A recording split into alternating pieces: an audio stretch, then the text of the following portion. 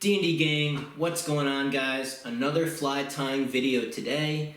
If you guys are new to the channel, we do one of these every single Wednesday, a new pattern. So if you're new to the channel, hit subscribe. I'm going to run you through the materials it'll take to make this pattern. We'll get right to tying. Size 16. This is a 2x long nymph hook, but any size 16 hook will pretty much do the trick. 2.8 millimeter copper tungsten bead, rusty brown dubbing, and just your basic red chenille. And you guys can use any thread you want. I'm just using brown. Alrighty guys, so you want to start by securing your hook in your vise with the bead already put on at the front. First step, of course, you want to start your thread right behind the bead. Give it a whole bunch of wraps to tie that down. You want to start with your thread about that point on the hook shank. Cut a piece of your chenille as long as you like. I usually use about a 2-inch piece. Center it on the hook and just start wrapping.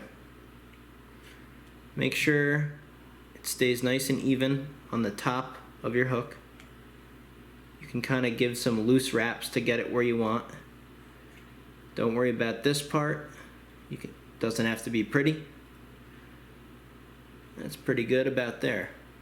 Next step, we're going to take that rusty brown dubbing and do a very, very light dubbing noodle on our thread. You can always add more. You always want to go light with your dubbing. And then you want to just start wrapping that right where you tied in your thread. You want to build up a nice spot about like this. And then go back in front of the bead, do some wraps,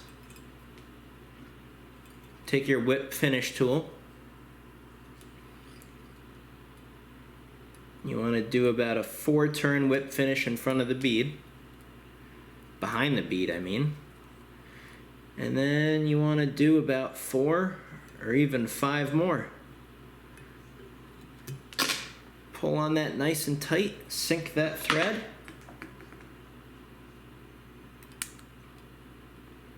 You can clip that off. And there you have it, guys. So here's our finished product, guys.